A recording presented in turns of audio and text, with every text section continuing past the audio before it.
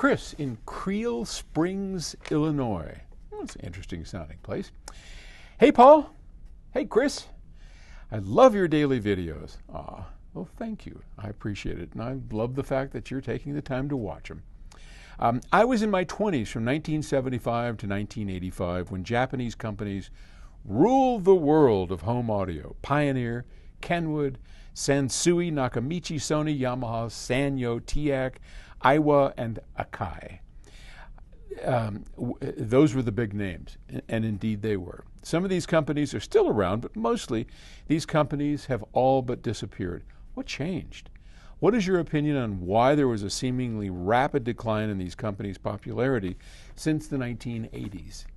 Well, clearly, as a geezer, I was part of that whole thing. So there's a whole bunch of factors of which, not being a historian, I can just give you a little bit of my insight, having been there and witnessed this whole thing. So when I was in the Army in the 70s, early 70s, 73, 71, 72, that kind of thing, during the Vietnam War era, the Japanese receiver and loudspeaker companies were huge.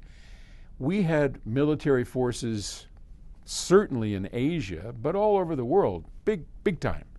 And that was one of the main markets. They were selling through what we used to call the PX, the post exchange. They had these huge HiFi stores that were, oh gosh, I mean, just think of the hundreds of thousands of young men that went over in service of our country, and they were prime candidates for buying a big receiver and a big set of speakers.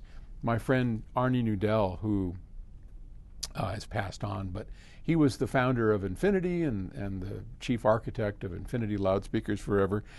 Their biggest business for a long time was selling into the armed services, and they just sold tonnage of big box speakers, as they would call them, his SM series, that stood for studio monitor. Arnie hated the sound of it. I mean, come on, they used, for demo material, I have always laughed at this. Arnie would he just said, you know, it's what worked. For demo material, they had the sound of a 747 flying overhead and landing. I mean, how musical can you get, right? Anyway, that whole era, Pacific Stereo, it was a boom. And everybody had to buy a receiver and a big box set of speakers. And then over time, that kind of just calmed down and went back to something normal. And a lot of those companies shrank because that marketplace went away as the GIs went home. And then home theater hit. So in a nutshell, that's what happened. So it was that whole Army, Navy, Marine thing in the Vietnam era, to be honest. And they took advantage of it, and a lot of people went home with a big stereo system. So, all right. Hope that gives you some insight. All right, thanks. Bye.